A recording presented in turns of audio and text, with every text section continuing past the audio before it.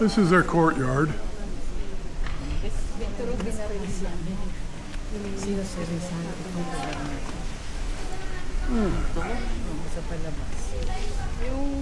Okay. General Luna, nakalabas. Dito yung...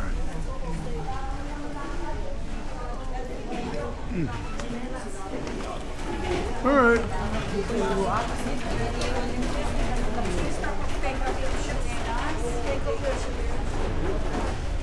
Alright, we'll figure out for shoes.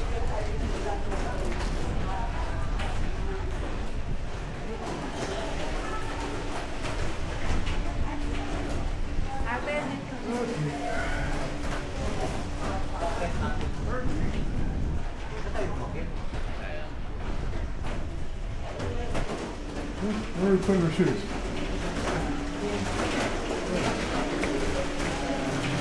Okay, let's go upstairs.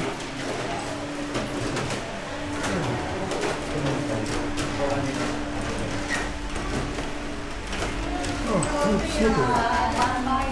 Okay, I'm good. Great.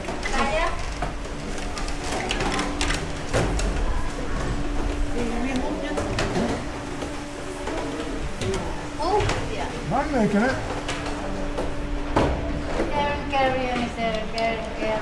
Really? All kinds of stuffies in my pocket. Okay, so I'm making it. okay, All so right. so by the way po, this house is not original anymore because the original parts of this house range to 1 to 5% only. So meaning to say, most of the parts of this house are just fabricated, and included to 5% original parts of the house is the stairs that we use up going here to the second floor of this house, and the ceiling that you can see over there. So they're still original. Okay. The ceiling. Yeah, the ceiling. Okay, so the portraits po that you can see here, so they are the former owners of this house, and let's start with the only man in the picture. So his Jose Alberto Alonso is actually the fourth generation who owned this whole house, and is also the favorite uncle of our national hero, Dr. Jose Rizal, in the sports fencing. While this woman that you can see here, she's Chodora Formoso, the wife of Jose Alberto Alonso, and the girl who imprisoned in the room because she had an affair with the captain of the civil guards, okay? So, the second part of the house, the Italian restaurant right now, so the person who built that was Jose Alberto Alonso in the year 1800s, but he sold this house to Doña Magdalena Arevalo Leiva, and Doña Magdalena Arevalo Leiva was not actually related to the family of Alberto, but during that time, Doña Magdalena had a daughter named Doña Isabel, wherein Doña Isabel inherited this house. So during that time, Doña Isabel married to Macario Marco, a Spanish, and they had a beautiful daughter named Doña Pilar, wherein Doña Pilar also inherited the house. But unexpectedly that time, Doña Pilar married to Zoilo Alberto Alonso. So if you're familiar to the surname Alberto and Alonso, that's also the surname of Jose Alberto Alonso. Why? Because Zoilo Alberto Alonso, the husband of Doña Pilar, was actually the nephew of Jose Alberto Alonso.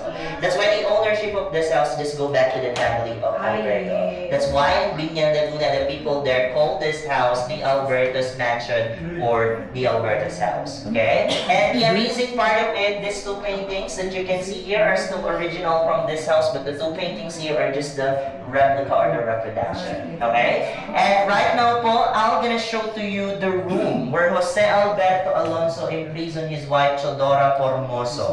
So, are you ready to meet her? Yes. She's actually waiting inside the room. No, I'm good like I am. So let's go.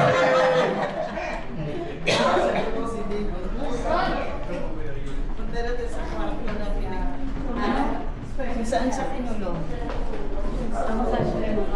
Alright, so this is the original structure of the room, or the actual room where Jose Alberto Alonso imprisoned his wife Chodora Formoso.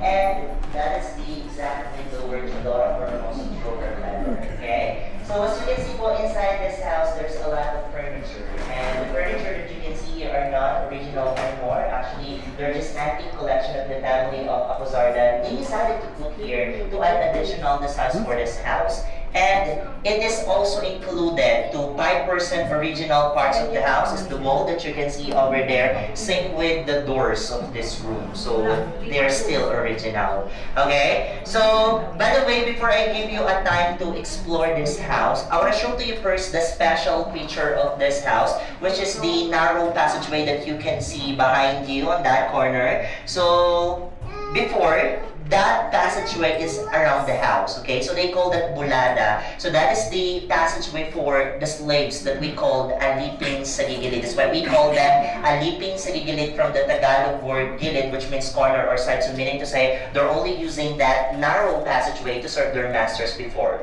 So we also have another type of aliping or slaves. So we call this aliping na mamahay. And these slaves, or this type of slaves before, serves inside the house. That's why we call them aliping na mamahay from the Tagalog word na mamahay, which means in the house or inside the house. Okay? So I'll just give you 3 to 5 minutes to explore this house, and then after that, we're gonna move to our next house. So by the way, our next house will be the Casa Quiapo from Quiapo, Manila, and that is the first building of the University of the Philippines School of Fine Arts. So for now, take your time.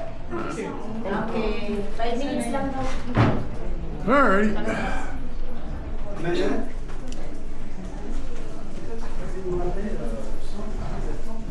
This is the luggage. Yeah. So we call this bakul. Bakul. This is the chest. So they usually put their treasures, expensive clothes here before. Please, there's so much Italian things also. Ayun din, bakul. This time, just Dito lang na kulang pa sa gigilid. Passway there. Baka mayroon pa